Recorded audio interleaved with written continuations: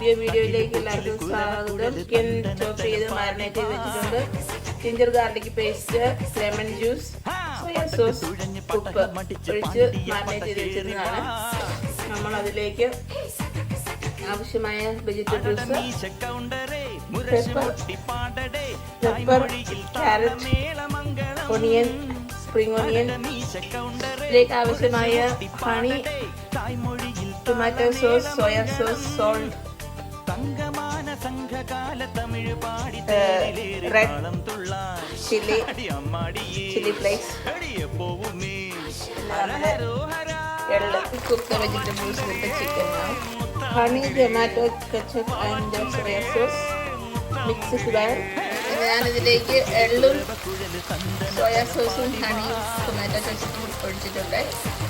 Rice, sweet chicken, pickle.